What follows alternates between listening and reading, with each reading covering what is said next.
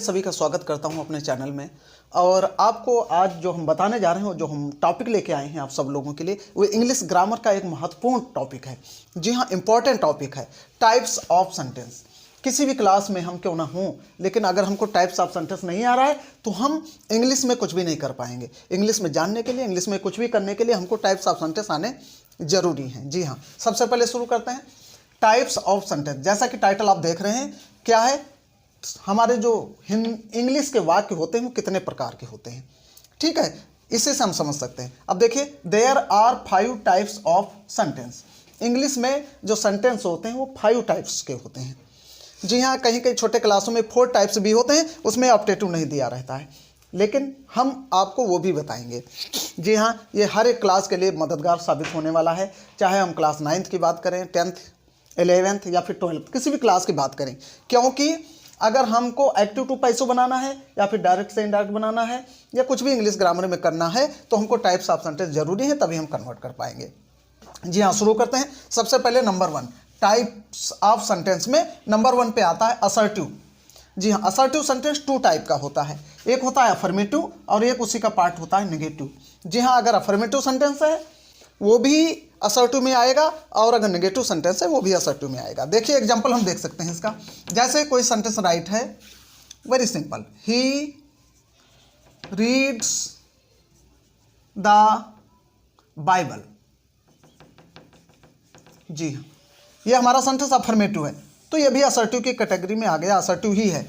अब अगर इसको हम नेगेटिव कर दें, he does not read the Bible.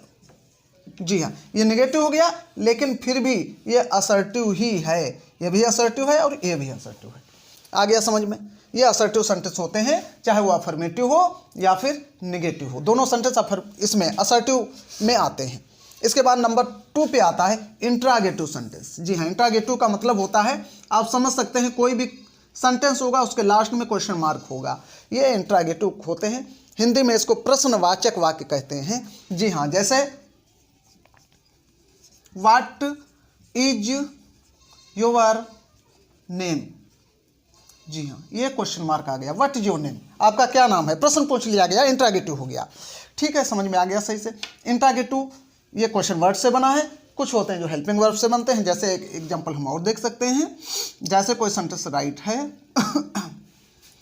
Is she going to school, और यहाँ पे क्वेश्चन मार्क लगा हुआ है। जी हाँ, ये इंट्रागेटिव के ही 2 सेंटेंस हो गए, इंट्रागेटिव ही हैं और ये एग्जाम्पल हैं इंट्रागेटिव के।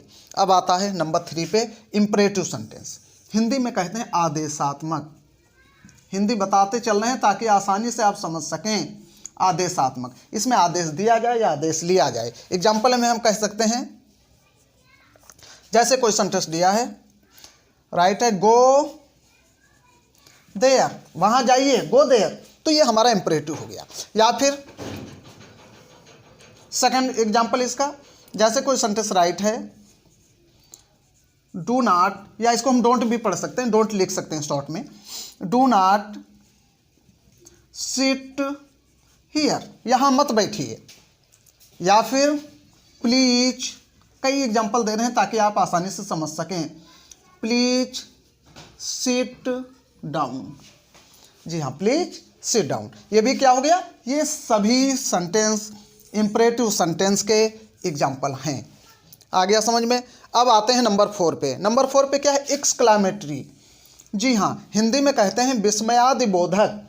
जब किसी ऐसी चीज को देखते हैं हम जिसमें विस्मय उत्पन्न होता है तो एक्सक्लामेटिव हो जाता है। जैसे एग्जाम्पल हम देख लेंगे, जैसे राइट है, how fine the day is, ये एक्सक्लामेशन मार्क है, ये जरूर लगेगा हर सेंटेंस में। ये हमारा हो गया एक्सक्लामेटिव। हाउ फाइन, एग्जाम्पल देखिए एक बार दोबारा, how fine the day is, मौसम, दिन कितना अच्छा है। जी हाँ, how fine the day is, विस्मय उत्पन्न हो रहा है। दूसरा एग्जाम्पल भी हम देख सकते हैं इसका, जैसे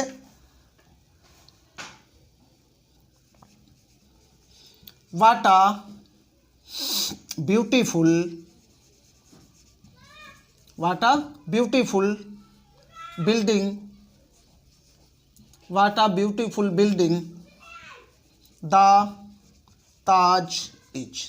ये एक्सक्लेमेशन मार्क लग गया। What a beautiful building the Taj is, Taj कितनी सुंदर इमारत है। जी हाँ, तो ये 4 समझ में आ गए आपके, ये 4 हर क्लास में मिलेंगे। उसके बाद आता है नंबर 5 पे।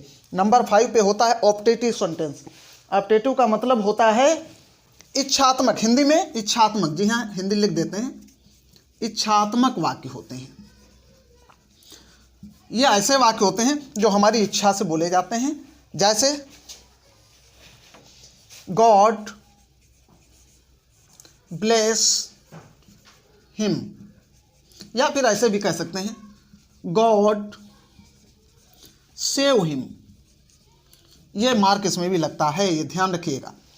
ये मार्क गॉड ब्लेस हिम या फिर गॉड सेव हिम, ये हमारी इच्छात्मक वाक्य होते हैं। गॉड ब्लेस हिम, ईश्वर उसकी रक्षा करे। गॉड सेव हिम, ईश्वर उसको बचाए।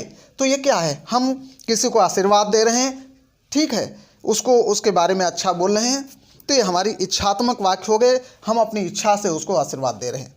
तो ये 5 टाइप्स ऑफ सेंटेंस हो गए। जी हाँ, ये आप रिवीजन करिए, स्क्रीनशॉट ले लीजिए, इसका समझिए, कई बार समझिए, नहीं समझ में आता है आप कमेंट करिए, हम दोबारा बताने का प्रयास करेंगे। इंग्लिश की शुरुआत यहाँ से हो चुकी है, ग्रामर की, और आगे हम बहुत कुछ बताने वाले हैं। डायरेक्ट इनडायरेक्ट, पैसिव वॉइस और टेंस कन्वर्टर, अलग अलग टेंसों में कैसे बदलता है, प्रेजेंट पास्ट में कैसे जाएगा, पास्ट फ्यूचर में कैसे जाएगा, इस तरीके से बहुत कुछ ग्रामर पूरी हम A to Z आपको तैयार कराएंगे, किसी भी क्लास की हो। तो आइए, यहाँ से शुरुआत हो गई है, आप इसको कई बार रिवाइज करिए, नहीं समझ में आता है तो आप कमेंट करिए, ठीक है। अब आज का वीडियो यहीं पे ख़त्म करते हैं। अगले वीडियो में हम आपके लिए कुछ और इंग्लिश का एक बहुत ही बेहतरीन टॉपिक लेके आएंगे और उसके बारे में हम आपको विस्तार से बताएंगे। थैंक यू, जय हिंद, जय भारत।